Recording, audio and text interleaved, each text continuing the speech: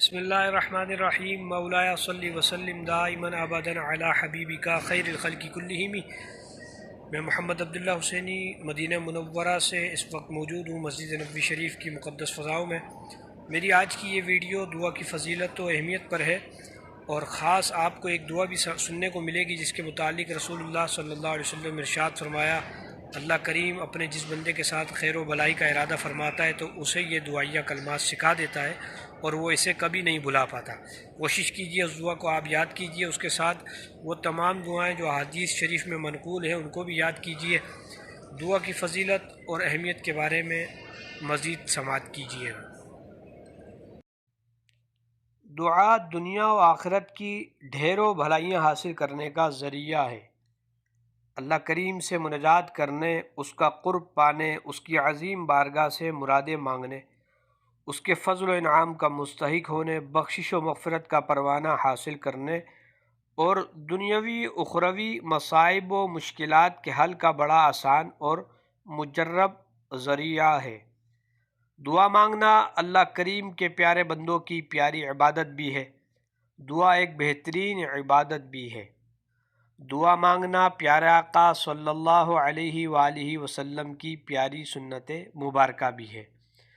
دعا گناہ گار بندوں کے حق میں اللہ پاک کی طرف سے ایک بہت بڑی نعمت و سعادت بھی ہے۔ دعا کی اہمیت اور قدر و منزلت کا اندازہ اس بات سے لگائیے کہ قرآن پاک میں اللہ کریم اپنے بندوں کو نہ صرف اپنی بارگاہ میں دعا مانگنے اور مناجات کرنے کا حکم دے رہا ہے بلکہ ساتھ ہی ان دعاؤں کی قبولیت کی خوشخبری سے بھی نواز رہا ہے۔ سورہ مومن آیت نمبر 60 میں ارشاد فرماتا ہے، اور تمہارے رب نے فرمایا مجھ سے دعا کرو میں قبول کروں گا۔ اس آیت کریمہ کے تحت امام فخر الدین رازی رحمۃ اللہ علیہ تفسیر کبیر میں فرماتے ہیں، یہ بات معلوم ہے کہ قیامت کے دن انسان کو اللہ کریم کی عبادت سے ہی نفع پہنچے گا، اس لیے اللہ کریم کی عبادت میں مشغول ہونا انتہائی اہم کام ہے، اور چونکہ عبادت کی اقسام میں دعا ایک بہترین قسم ہے اس لیے بندوں کو دعا مانگنے کا حکم ارشاد فرمایا گیا۔ سورۃ البقرہ کی آیت نمبر 186 میں ارشاد ہوتا ہے، دعا قبول کرتا ہوں پکارنے والے کی جب مجھے پکارے۔ ہم کس قدر خوش نصیب ہیں کہ اللہ پاک اپنے پاکیزہ کلام قرآن مجید فرقان حمید میں ارشاد فرما رہا ہے، مجھ سے دعا کرو میں تمہاری دعائیں قبول کروں گا۔ ہمیں بھی چاہیے کہ امیری ہو یا غریبی، خوشحالی ہو یا تنگ دستی، بیماری ہو یا تندرستی، مصیبت میں ہو یا عافیت میں، دنیاوی پریشانی ہو یا دینی الغرض، ہر حال میں اللہ پاک کی بارگاہ میں دعا کرتے رہنا چاہیے۔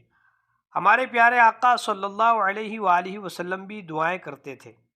آپ وقتاً فوقتاً دعا کی اہمیت کو بھی بیان فرماتے اور رات دن مصروف دعا رہنے کی ترغیب بھی ارشاد فرماتے۔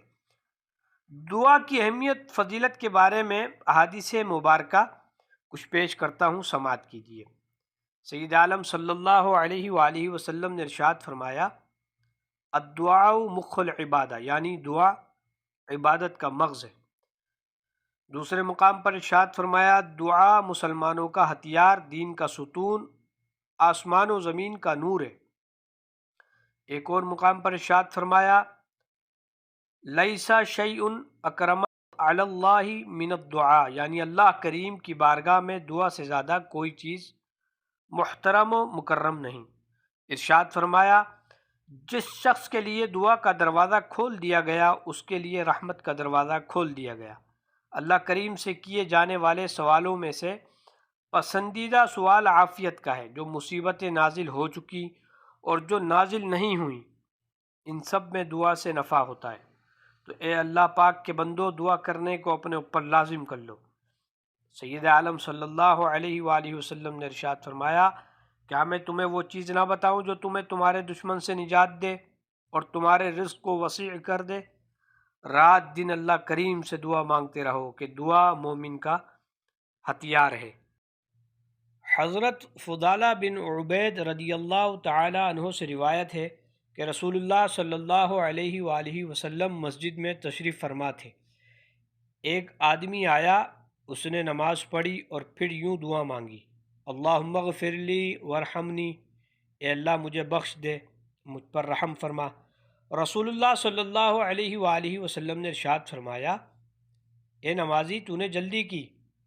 پھر دعا کا طریقہ بیان کرتے ہوئے ارشاد فرمایا، جب تو نماز پڑھ کر بیٹھے تو پہلے اللہ پاک کی ایسی حمد کر جو اس کے لائق ہے، پھر مجھ پر درود پاک پڑھ اور اس کے بعد دعا مانگ۔ راوی کا بیان ہے کہ اس کے بعد ایک اور شخص نے نماز پڑھی، پھر اللہ کریم کی حمد بیان کی اور نبی کریم رؤوف الرحیم صلی اللہ علیہ وآلہ وسلم پر درود پاک پڑھا تو آقا کریم صلی اللہ علیہ وآلہ وسلم نے ارشاد فرمایا، اے نمازی تو دعا مانگ، تیری دعا قبول کی جائے گی۔ ہمیں بھی چاہیے کہ اپنی دعاؤں کو اللہ کی حمد کے ساتھ ساتھ پیارے آقا صلی اللہ علیہ وآلہ وسلم پر درود و سلام سے مزین کریں۔ ویسے تو احادیث مبارکہ میں کئی فضیلت والی دعائیں منقول ہیں، جن میں سے چند ایک آپ کے سامنے پیش کرتا ہوں۔ حضرت سیدنا انس بن مالک رضی اللہ تعالی عنہ سے مروی ہے کہ حضور نبی رحمت شفیع امت صلی اللہ علیہ وآلہ وسلم نے حضرت سیدنا فاطمہ زہرا رضی اللہ تعالی عنہا سے ارشاد فرمایا، اے فاطمہ میں تمہیں نصیحت کرتا ہوں، توجہ سے سنو اور یوں دعا مانگا کرو، یا حی یا قیوم برحمتک استغیث فاغثنی ولا تکلنی الی نفسی طرفۃ عین واصلح لی شانی کلہ۔ اے زندہ، اے دوسروں کے قائم رکھنے والے، تیری رحمت کے بھروسے پر میں مدد مانگ رہا ہوں، پس میری مدد فرما اور مجھے ایک لمحے کے لیے بھی میرے نفس کے حوالے مت فرما، بلکہ میرے ہر معاملے کی اصلاح فرما دے۔ ایک اور مقام پر منقول ہے، سیدنا بریدہ رضی اللہ تعالی عنہ فرماتے ہیں کہ سید عالم صلی اللہ علیہ وآلہ وسلم نے مجھ سے ارشاد فرمایا، اے بریدہ کیا میں تمہیں چند کلمات نہ سکھا دوں؟ کیونکہ اللہ عز و جل جسے اپنی خیر و بھلائی سے نوازنا چاہتا ہے اسے ہی یہ کلمات سکھاتا ہے، اور پھر اس کے بعد وہ ان کلمات کو کبھی نہیں بھولتا۔ فرماتے ہیں کہ میں نے عرض کی، یا رسول اللہ صلی اللہ علیہ وآلہ وسلم کیوں نہیں، ضرور سکھائیں۔ تو آپ صلی اللہ علیہ وآلہ وسلم نے ارشاد فرمایا، یہ پڑھا کرو، اللہم انی ضعیف فقوی فی رضاک ضعفی وخذ الی الخیر بناصیتی واجعل الاسلام منتہى رضایا، اللہم انی ضعیف فقوینی وانی ذلیل فاعزنی وانی فقیر فاغننی برحمتک یا ارحم الراحمین۔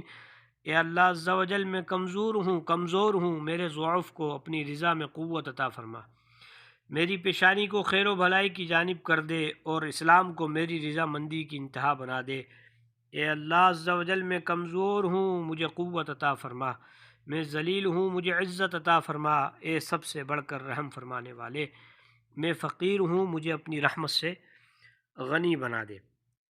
ایک اور مقام پر سید عالم صلی اللہ علیہ وسلم کی حدیث میں ایک دعا کا ذکر ملتا ہے۔